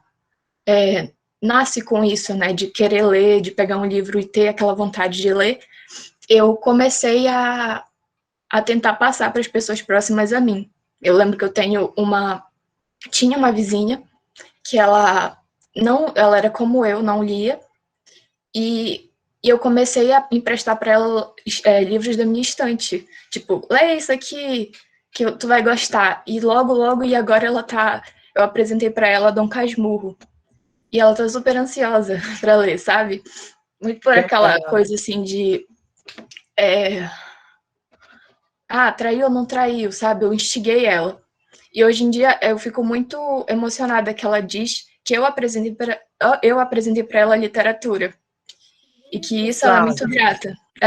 E eu fico muito feliz, sabe, por isso. Mesmo eu não tendo tido esse despertar por alguém, eu tentei fazer isso por outras pessoas, porque eu sei que isso não acontece com todo mundo, né? E eu acho que isso, todo mundo, não só o professor, mas todo mundo tem esse papel de fazer isso. É isso. Flávia, parabéns. Você está me dizendo aqui o que a gente resume numa frase que a gente lê muito, né, na internet, né, nos banners. As palavras comovem, mas os exemplos arrastam, não é? Então, você está dando exemplo. É como a Fernanda faz com o filho dela, o Gabriel vendo o João falando inglês, né? Ele quer ter acesso a uma cultura, ele está percebendo que o Gabriel... que o João está tendo uma interação numa outra língua, né? Então ele quer mudar a boca. Eu achei esse exemplo o exemplo mais fofo, né? E o teu também, Flávia, comovente, viu? Parabéns também pela tua atuação. Você está promovendo letramentos, você está sendo uma agente de letramentos. Parabéns. Exatamente. Gente, muito obrigada pela participação. Olha, foi um webinário, Martinha, maravilhoso, sabe? Muito agradável. Que manhã maravilhosa que nós tivemos. Sou muito grata a você, queria agradecer novamente, né, por você ter se disponibilizado a estar aqui conosco, principalmente no caos que você está vivendo, atualmente de trabalho, eu sei. Mas foi um convite irresistível, Fernanda. Por isso que eu aceitei o desafio. E os meninos estão aqui, ó, comentando muito aqui no chat, agradecendo muito por tanto aprendizado, se sentindo muito motivados agora. Então, assim, em nome de todos que estão aqui, eu te agradeço imensamente. E eu também aprendi, já tenho aqui 2 folhas de anotações, já aprendi um monte contigo hoje também. Tá bom? Eu também aprendo com você. Então, a gente encerra aqui o nosso 5º webinário com chave de ouro. Minha gratidão, amiga, saúde, fiquem bem. Obrigada. Minha palavra também é gratidão, tá, gente? Muito obrigada pelo convite, Fernanda, e a vocês por todo o carinho. Eu salvei o chat e vou ler depois com calma, que não deu para acompanhar simultaneamente. A gente vai disponibilizar, e quando a gente disponibilizar, fizer a abertura lá do canal, eu vou informar todos os palestrantes para poderem ter acesso direitinho lá no canal do YouTube. Ah, tá, que ótimo! Nossa, que espetáculo! Vai ter um canal do YouTube. Vai ser feito agora em julho, a ideia, né? Organizar, que a minha ideia é a gente disponibilizar semestralmente os webinários, né? Então, fechamos agora o 5º webinário, aí no 6º mês a gente vai divulgar, e aí eu só preciso, aprender a lidar com a ferramenta do YouTube direitinho para a gente fazer a abertura do canal e disponibilizar lá. Tá bom? Vai ser no canal do PIBID mesmo, de língua portuguesa da UFAM. E olha, parabéns pelo teu trabalho à frente do PIBID, tá? É um trabalho maravilhoso, que eu admiro muito. Eu tenho um carinho muito grande pelo PIBID, né, e a gente conversa muito, né, eu e os meninos nas formações, a gente se encontra quase que toda semana, e assim, acho que foi algo que naquele momento mais drástico, assim, da pandemia, que estava nos motivando, era esse encontro, sabe, encontro de formação, encontro de conversa. É um grupo maravilhoso, assim, de meninos super comprometidos, super envolvidos, então queria registrar isso aqui também.